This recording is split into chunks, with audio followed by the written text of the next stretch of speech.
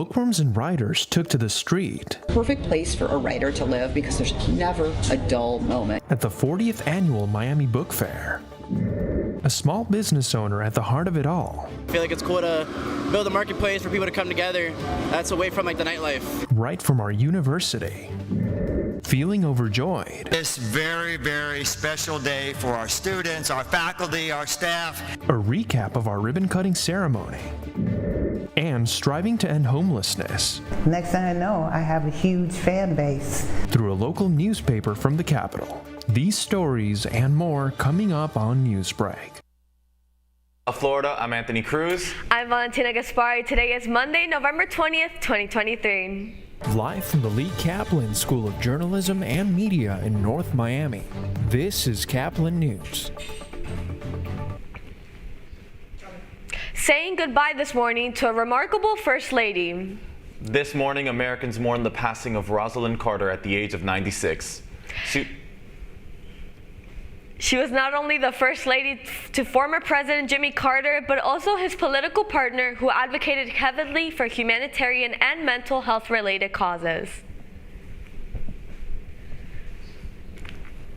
Mrs. Carter's impact is still felt through her their own mental illness at all, and now to see that that actually people can recover is the greatest thing.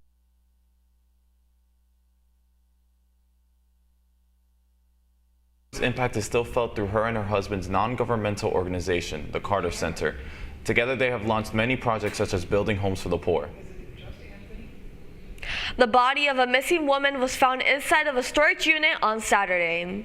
Authorities in Winter Springs, northeast of Orlando, say the body of Shakira Yvonne Rucker was found. Her family said they last saw her November 11th, possibly with her estranged husband, Corey Hill. Police say the storage unit where she was found belongs to Hill, making the prime suspect in the case.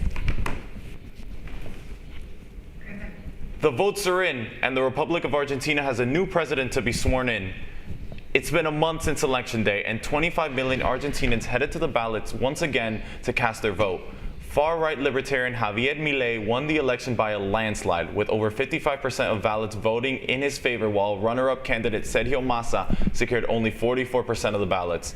Argentinians hope that Milei, as president, will attend to the situation of rising inflation and poverty. This weekend, book lovers and writers came together to attend the 40th annual Miami Book Fair in downtown Miami. Caplin News reporter Natalie LaRoche-Pietri was one of many who attended the event and has more on its attraction and culture. The streets are filled with booths, filled with books, and Miami-Dade College buildings are filled with writers and readers who are coming together for the Miami Book Fair this year.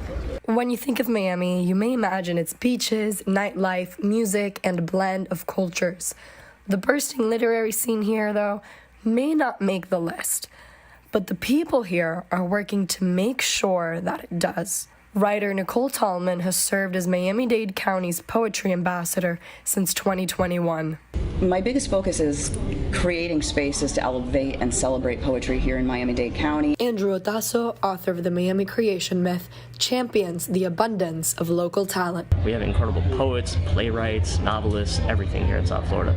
You don't need to import people from New York or California to have a vibrant cultural scene. It's been here for decades. But a decades-old practice is also here. Book bans. According to a report by PEN America, over 40% of all book bans occurred in Florida school districts.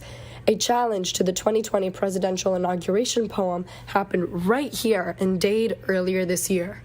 I think that the book fair, the very fact that it exists and it's helmed by an institution like Books and Books and NDCE, among others, is pushback against that. It's a statement of, we're not just gonna, the literary community and the wider community in South Florida specifically are not just going to allow this to happen, that we're going to champion these books. Walking down the streets of the fair, the range and diversity of books fill the air, Everyone has something to love here. Emily Martinez says events like this are also great for young readers. I think people, like younger generations, are getting more into books and reading due to like TikTok and stuff like that, and like book talk. So things like this also promotes that. I'm so fascinated by Miami. Miami is endless content for me. Endless. It's a perfect place for a writer to live because there's never a dull moment. The excitement here is contagious, and seeing everyone with stacks of books only makes me want to go and find my new favorite book. For Caplin News, I'm Natalie LaRoche-Pietri. Celebrated its inauguration with a ribbon-cutting ceremony. It was on the BBC campus in North Miami last Friday. Caplin News reporter Daniela Toki has more on the story. Caplin School of Journalism and Media hosted its ribbon-cutting ceremony to honor those who have gave back to this successful program. This very, very special day for our students, our faculty, our staff, and more importantly, our Wardley community. We need this, Lee. We need it. Today, we unveil and celebrate a very generous and transformative gift, one that will launch the future of 21st century journalism and media education right here at FIU. Gather to celebrate this remarkable $10 million gift to Florida International University, which has established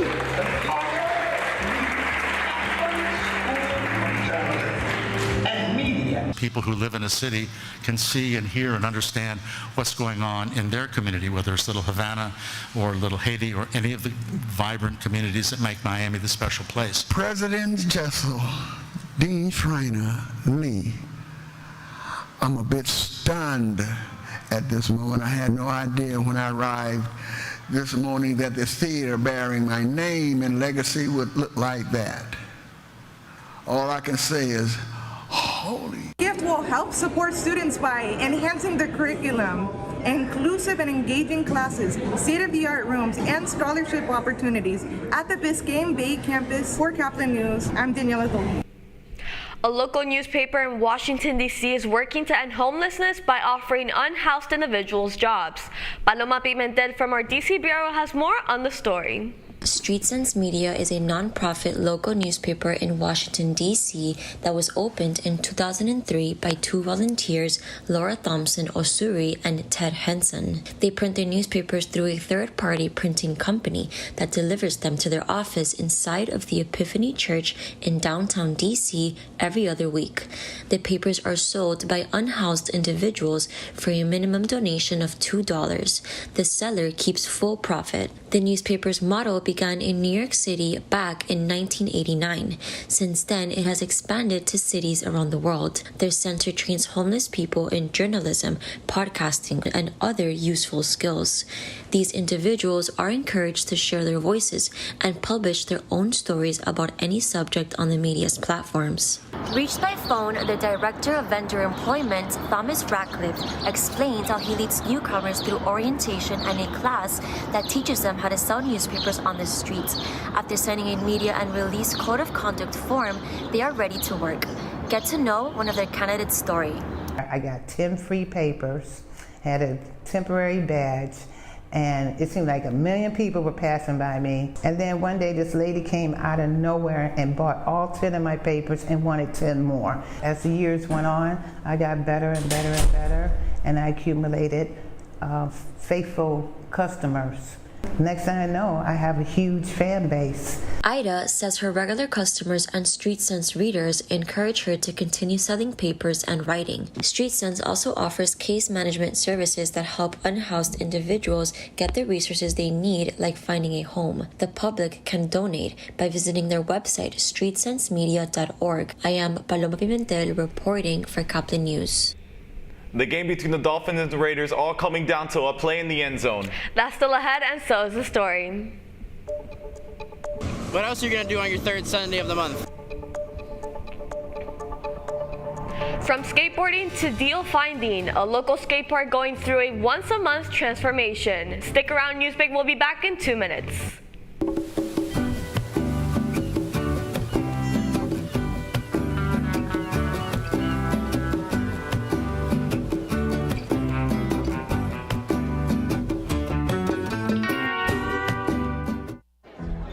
truck. Hey, Christina from accounting. Yeah, hi. Hey, I used to date a girl named Christina. Oh, really? Yeah, and then she dumped me for my best friend. You want to see some photos of them that I took? I don't. I thought we talked about this, buddy. Buzzed and overshared again? Yeah. Yeah. I'm gonna call a car. That's a smart idea. So yeah, I know, that's why I did it. Hey, you're gonna get back to the top of the mountain. Does that mean I'm gonna get back with Christina? No. Oh. No.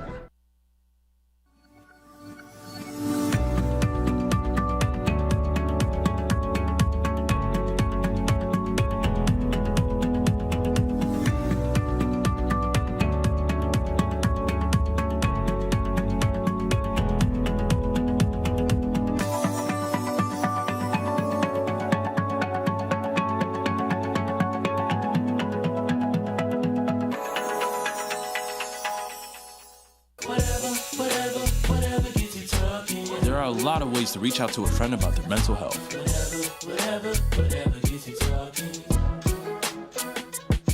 Learn how you can help at seizetheawkward.org. Bill is a family man. He invests his money wisely and provides a good life for his children.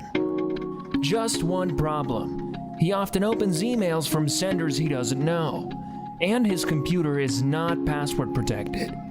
One day, Bill checked his bank account and 94% of malware attacks originate from emails. Don't be like Bill. Take your cybersecurity seriously.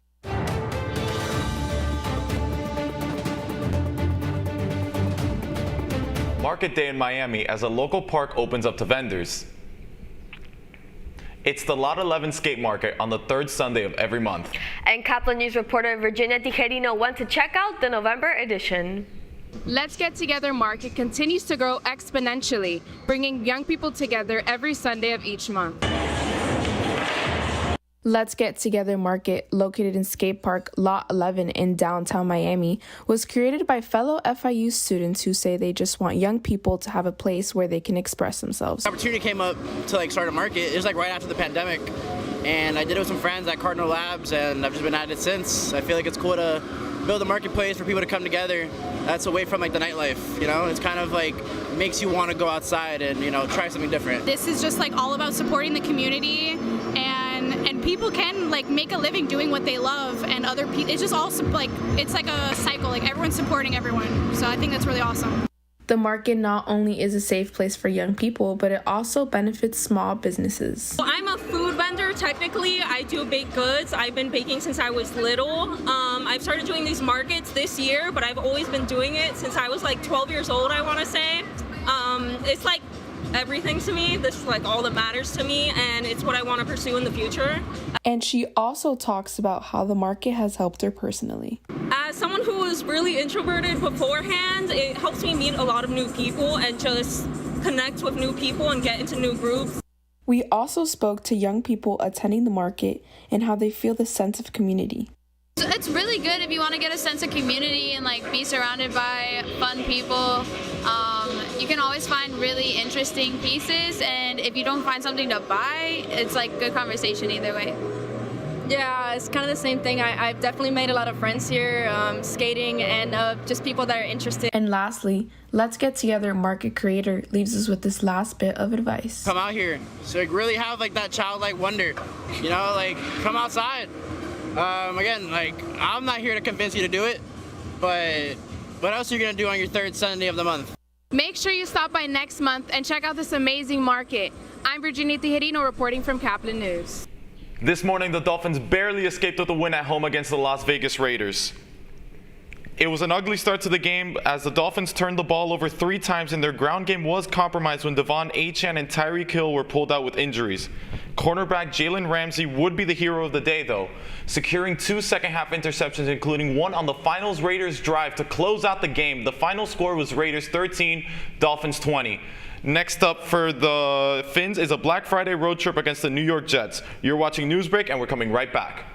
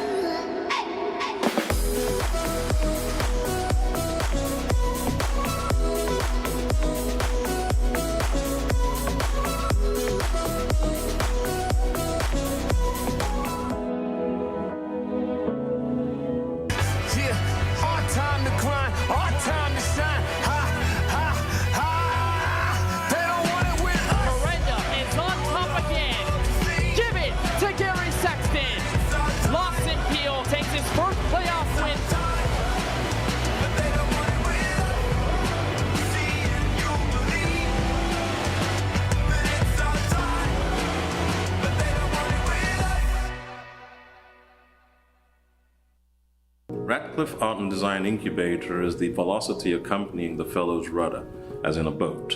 Unless there is movement or action, the planned direction is of little consequence. We encourage the creative ideas into action, and from the experience of doing, we critically assess the feedback, adjust, and set out to rediscover the potentialities of an entrepreneurial mindset.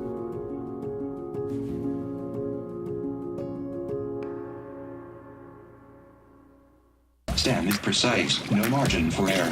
Dare to forget that. Dare to have fun with it. Get weird with it. Dare to send those old STEM theories flying past the neighbor's house into outer space. Dare to program something internet-breaking, record-breaking. Dare to blow their minds. Dare to learn the difference between sedimentary and metamorphic rock. Go find those rocks. Dare to keep daring. Dare to STEM. Check out She Can STEM to get started. That's all the time we have for Newsbreak. I'm Anthony Cruz. I'm Valentina Gaspari. Get more news anytime at caplinnews.fiu.edu.